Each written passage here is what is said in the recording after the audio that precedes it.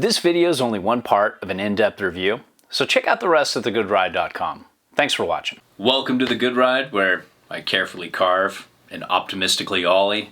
This is the season equipment Nexus, and I rode this with my Burton Taurus, Burton Ions, Burton Kendos, and Burton Imperials. Rode this with Union Atlas and Union Contact Pros.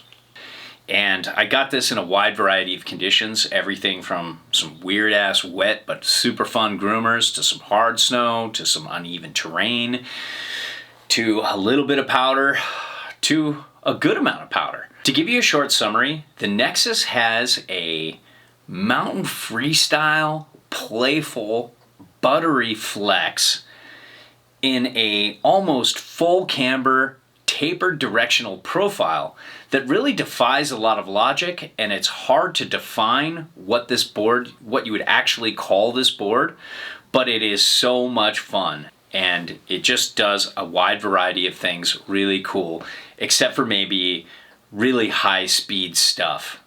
And it isn't really ideal for that beginner intermediate rider. It's more advanced expert. When it comes to sizing, this Nexus just felt right in a 55 for me. I loved this size, and yeah, I could probably go a little bigger for my weight, but it really worked well with my size 9 boots and turned really well. When it comes to the shape, it's got some taper, it's very directional, but when set up centered, it feels less directional. It feels very between the feet and almost like a double ender, which was really cool. But then when you set it back, it feels a little more directional, a little more surfy, a little more turny like it looks. Either way feels really good depending on your mood. The camber profile is practically full camber. I'm not seeing much early rise in the tip and tail at all. And it really feels catchy and technical and locked in. I still like the ride, but it's just not ideal for those who skid their turns a lot, get off their game a lot, and need to skid turns because you'll probably catch an edge more with this board than you would with a board with more early rise. However, you are getting a lot of pop and a lot of spring from that camber, and that's so rewarding. So it's just always a little give or take there. Let's talk flex. Look at this. It's just got this like medium flex, bordering on the medium soft side. The nose at the top has a little give, and you can really feel that when you're buttering there. But then as you get to the waist, it's a little more medium stiff. And then the tail is kind of medium stiff, but again, there's this give right here. And what that does on snow is it makes this board so much more buttery than you would think for this camber profile. It also has great pop, and it has this kind of balance between being rubbery and flexy, but still having this fun energy and an easily accessible ollie for an average rider like myself. I really liked how this board's flex personality felt under my feet. And when it comes to speed, this is not where the Nexus shines. You want the Aero for that. That's a faster, stiffer, little more aggressive all-around ride. But the base glide is exceptional on all three of these boards, and I love that. It's also easy to repair, being black. Now, when it comes to uneven terrain, I love this as an all-day resort rider. It just has this non-fatiguing ride under your feet, and it handled just about everything really well, except for just powering over stuff at really high speeds. It could kind of buck and bounce you around a little bit, and that's just from that soft flex. I really did like turning through bumps and just taking a slower speed approach like most do when the snow gets messy with this board, and it just felt like a great all-day resort ride. When it comes to edge hold, I felt that the grip was really solid, kind of bordering on being a really competent hard snow board, and I was really surprised without any disruption that I could see going on how well this gripped. Still though, when I was out with some boards with a disrupted side cut, they did much better in hard snow, but this just doesn't grab in soft snow, so it's all personal preference. Now when it comes to turn initiation, this was really quick edge to edge, and when I had it centered and got it over on edge and really tried to get that camber flexing and that side cut engaged, it didn't really like accelerate into a hard left or a hard right, but it had this kind of cool down the line feel.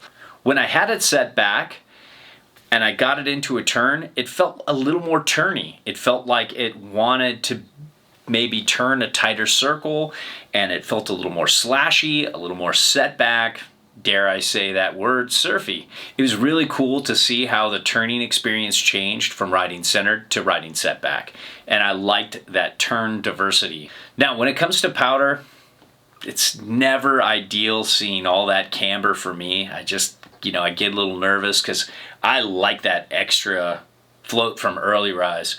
So I was kind of expecting this to be really challenging. But with the setback on board and the little bit of taper that, by the way, doesn't feel super washy on groomers, I forgot to mention that in turning, but it does pretty well in powder. It had good directional float, the long nose, the setback on board, the taper, and the fast base were really good. It wasn't ideal, and it's not like the perfect powder board, but it's a great board if you're looking for a one board quiver and you like that mostly camber, full camber ride, you want a softer flex, and you want good directional float in powder.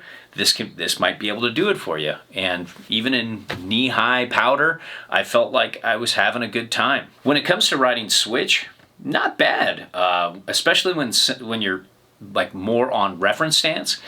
I felt like it did a pretty good job, and I was having fun flipping it around and riding switch. It's really good on those little jumps I hit here and there, especially in powder. Just tracked well into little hits and felt like it was just so easy to get a little extra spring into that feature, and I liked it. I think it would be great in the park too, just hitting medium-sized kickers. And I wouldn't mind riding this in the pipe because I love a quick turning board in the pipe. And this is the right size for me too.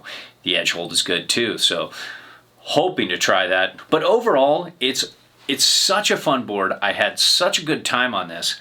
But it's one of those boards that it's like, okay, who's this for? It's got like a mountain freestyle flex, but a tapered directional freeride shape. It's got a fast base, it's got poppiness, it's got butterability, it's got all these things. So I guess if you're looking for something more mellow, more mountain freestyle oriented in that tapered directional shape, this could be a great fit for you. It's a hard board to classify, but it's a really fun board to ride. So here we are with Nick. He's going to talk about the Nexus. This one by far was my favorite. You could hold an edge really well. That positive camber made it so lively, but also it was very damp as well too. It wasn't too chattery.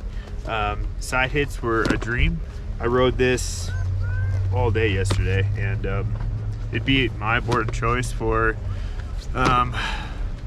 I guess it'd be... It's a hard board to define, isn't it? I'm kind of having a hard time finding the words. I definitely liked it better than the Arrow. Jackson was sick off of Rendezvous. Is that you off the top? It was either your page or Powder Chasers. Probably that one.